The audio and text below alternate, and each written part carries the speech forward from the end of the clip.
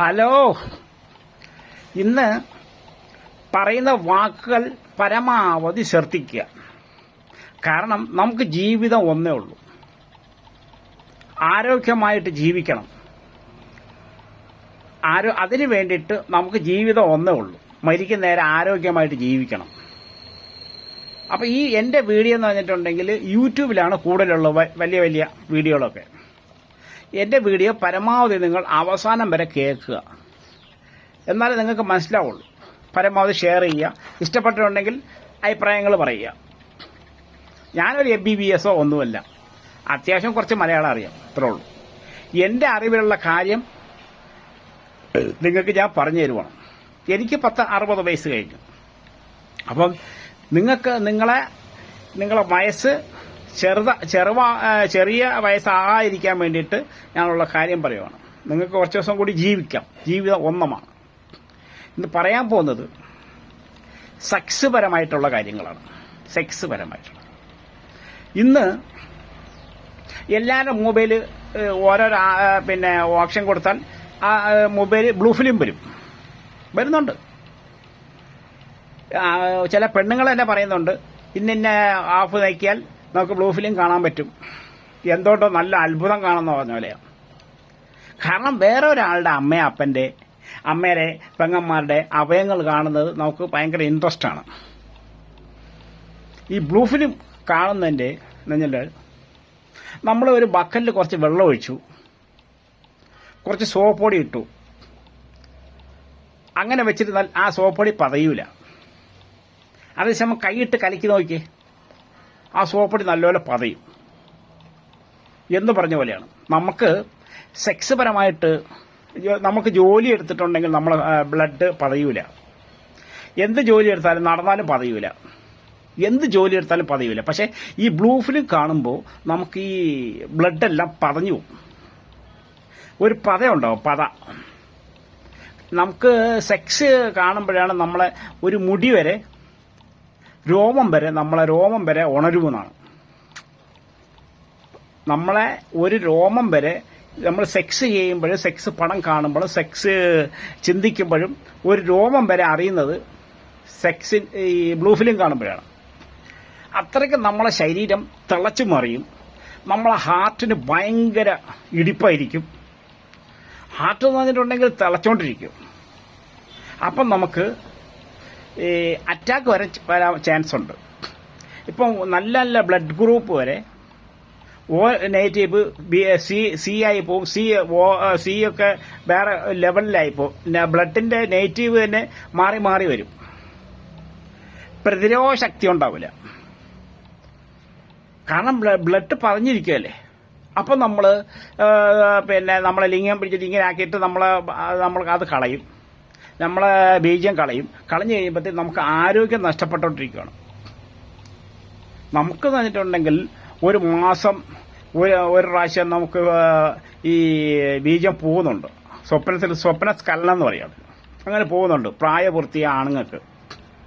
കഴിയുന്നത് ഈ blue film കാണാതിരിക്കാൻ നല്ലത്. കാരണം നമ്മൾ ആരോഗ്യം ക്ഷയിച്ചു പോവാണ്. കുറച്ച് ദിവസം കഴിയുമ്പോൾ നമുക്ക് ലിംഗത്തിന് ബലമുണ്ടാവില്ല. പറഞ്ഞ മനസ്സിലാവുന്നുണ്ട്. അപ്പം നമുക്ക് നമ്മൾ സ്ത്രീകളായിട്ട് നമുക്കൊരു താല്പര്യം തോന്നില്ല. അവരെ സ്മെല്ല് നമുക്ക് താല്പര്യം തോന്നില്ല. കാരണം എന്താ വെച്ചിട്ടുണ്ടെങ്കിൽ നമ്മൾ ബ്ലൂ ഫിലിം കണ്ടിട്ട് നമ്മളെ ഞരമ്പുകളെല്ലാം ലൂസായി പോയിരിക്കുക. ഒരിക്കലും നമ്മൾ ചെയ്യാതിരിക്കാൻ നല്ലത്.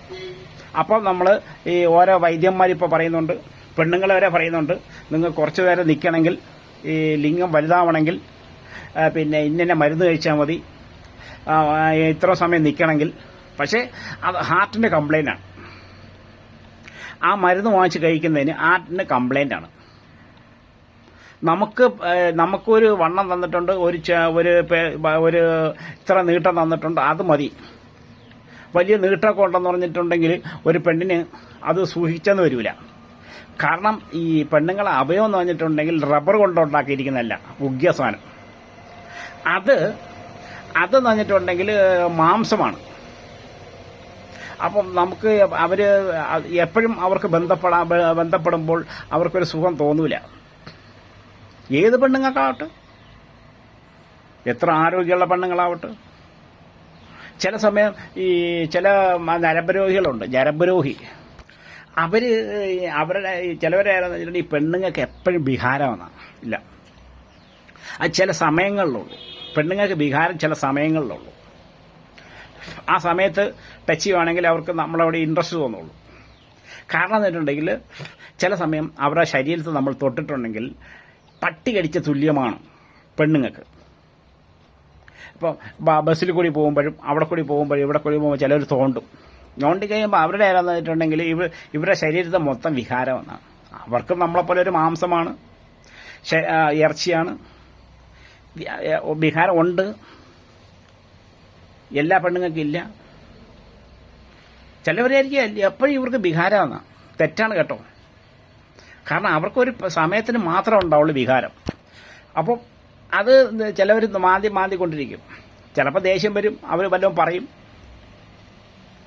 ചിലവർക്ക് ദേഷ്യം വരും, അപ്പം അവർ വല്ലതും പറയും. കാരണം അവർക്ക് ദേഷ്യം വരുന്നുണ്ടെന്നേ. കാരണം ഈ ശരീരത്തിട്ടിട്ട് മാന്തുമ്പോൾ ദേഷ്യം വരും.